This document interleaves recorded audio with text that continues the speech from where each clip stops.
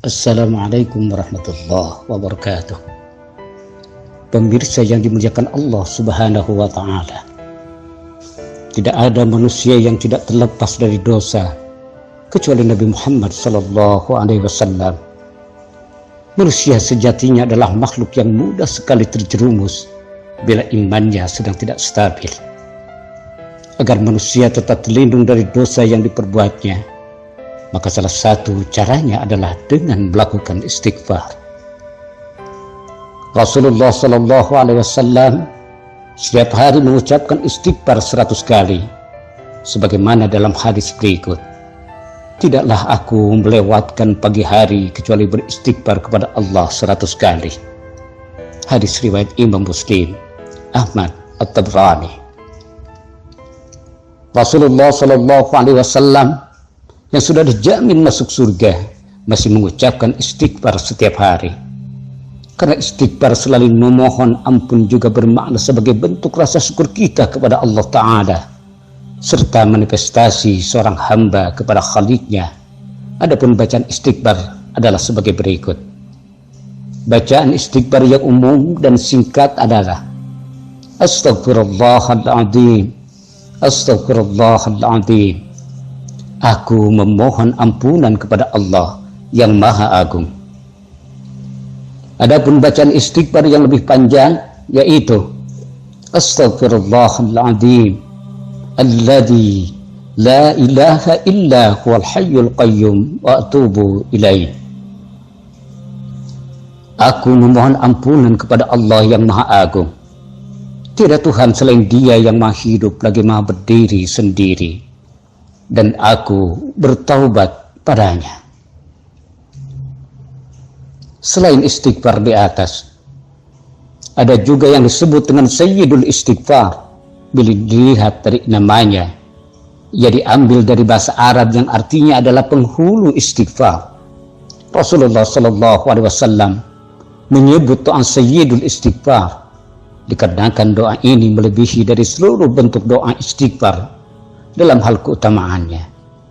Sebagaimana namanya, Sayyid memiliki makna yaitu memiliki kedudukan yang tinggi, sehingga doa ini adalah doa yang memiliki kedudukan yang tinggi dibandingkan istighfar yang lainnya.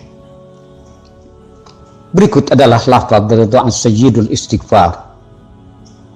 Allahumma anta rabbi la ilaha illa anta khalaqtani wa ana abduka wa ana ala akhdika wa wa'dika mastata'tu a'udzubika min syarri ma sana'tu abu'u laka bi ni'matika alayya wa abu'u bidambi faghfirli fa innahu la yaghfiru dunuba illa anta.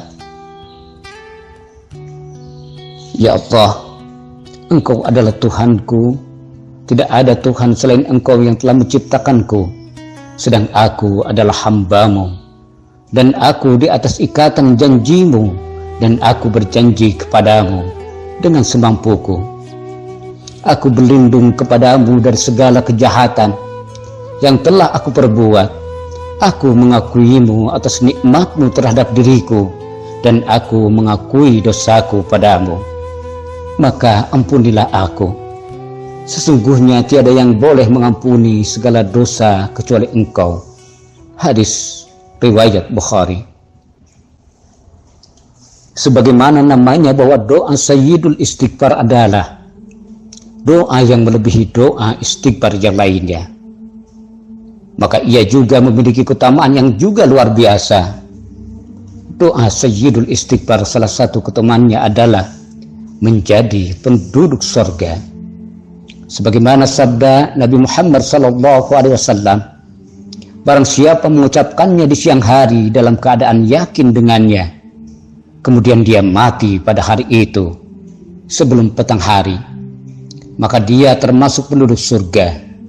Dan siapa yang mengucapkannya di waktu malam hari dalam keadaan dia yakin dengannya, kemudian dia mati sebelum subuh, maka dia termasuk penduduk surga. Hadis riwayat Al-Bukhari. Insya Allah Orang yang sering membaca doa ini, maka ia akan berpeluang mendapatkan ampunan Allah Subhanahu wa Ta'ala.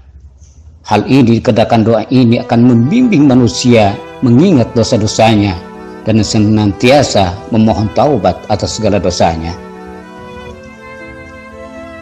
Hadirin yang dimuliakan Allah Subhanahu wa Ta'ala, dengan istighfar, seorang hamba akan semakin mengagungkan dan membesarkan Rabb-Nya. Istighfar seringkali digandengkan dengan tauhid dalam sejumlah ayat. Juga telah berlalu penyebutan nama-nama dan sifat pengampunan Allah. Tidak diragukan bahwa dua makna tersebut sangatlah menanamkan pengagungan dan pembesaran dalam hati seorang hamba kepada Rabb-Nya. Dengan demikian, maka sungguh dahsyat istighfar karena mampu mendatangkan banyak keutamaan dan manfaat. Di antaranya adalah sebagai berikut. Pertama, mendatangkan ampunan Allah Subhanahu wa Ta'ala. Sesungguhnya Tuhanmu mengetahui bahwasanya kamu berdiri sembahyang kurang dari 2/3 malam, atau 1/2 malam, atau 1/3-nya. Dan demikian pula segolongan dari orang-orang yang bersama kamu. Dan Allah menetapkan ukuran malam dan siang. Allah mengetahui bahwa kamu sekali-kali tidak dapat menentukan batas-batas waktu itu, maka Dia memberi keringanan kepadamu. Karena itu, bacalah apa yang mudah bagimu dari Al-Quran.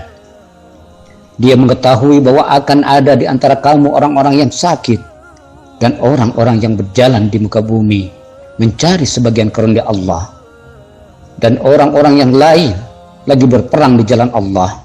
Maka bacalah apa yang mudah bagimu dari Al-Quran, dan dirikanlah sembahyang, tunaikanlah zakat, dan berikanlah pinjaman kepada Allah dengan pinjaman yang baik.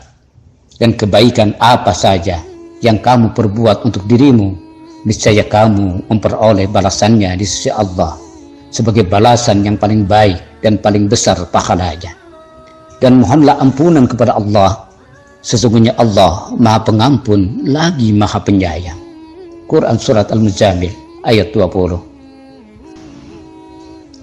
Dan yang kedua, ditambah kekuatannya.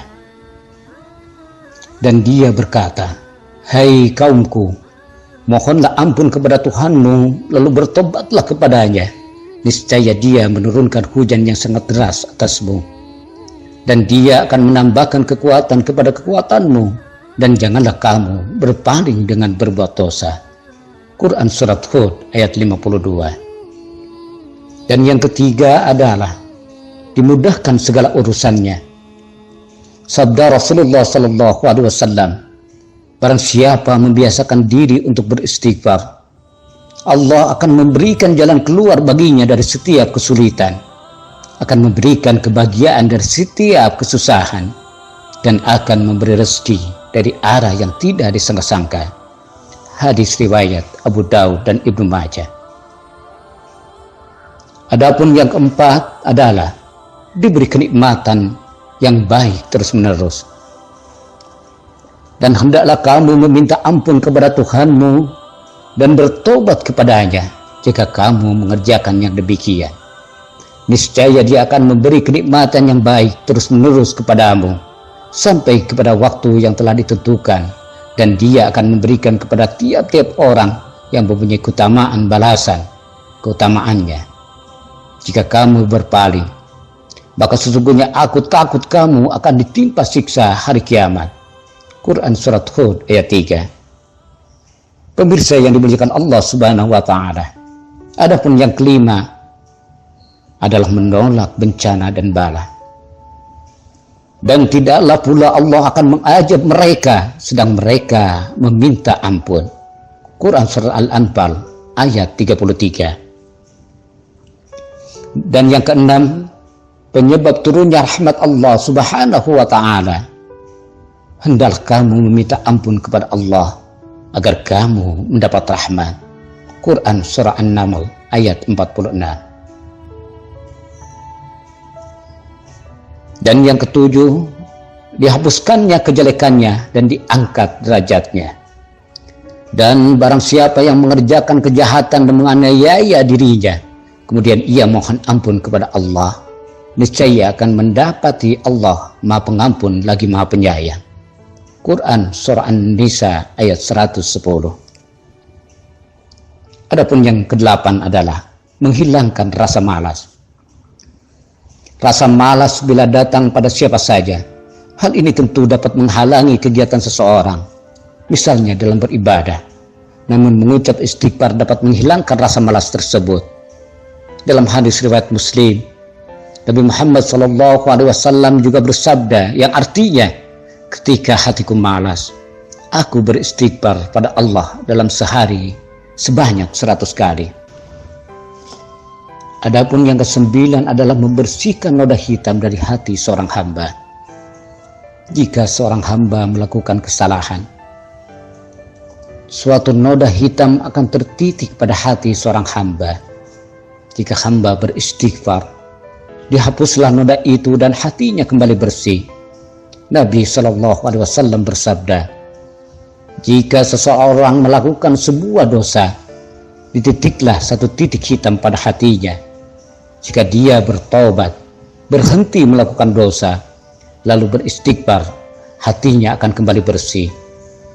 Jika dia mengulangi dosanya, ditambahkanlah titik hitam sampai menutupi hatinya. Dan jika hatinya sudah tertutup, itulah ar-ra'in, penutup hati, yang Allah Azza wa Jalla sebutkan di dalam Al-Quran. Sekali-kali tidak demikian. Sebenarnya sesuatu yang selalu mereka usahakan itu menjadi ar-ra'in terhadap hati mereka. Al-Mutaffifin surat ke-14 dan hadis Tirmizi. Saudara pemirsa yang dimuliakan Allah Subhanahu wa taala. Dan yang ke-10, bahwa istighfar adalah salah satu bekal bagi seorang yang berdakwah di jalan Allah Subhanahu wa taala. Allah Subhanahu wa taala berfirman kepada Nabi Muhammad sallallahu alaihi wasallam, maka bersabarlah kamu karena sesungguhnya janji Allah itu benar, serta beristighfarlah terhadap dosamu dan bertasbihlah seraya memuji Rabbmu pada petang dan pagi. Surah Ghafir ayat 55. Adapun yang ke-11, sebab terkabulnya doa adalah istighfar.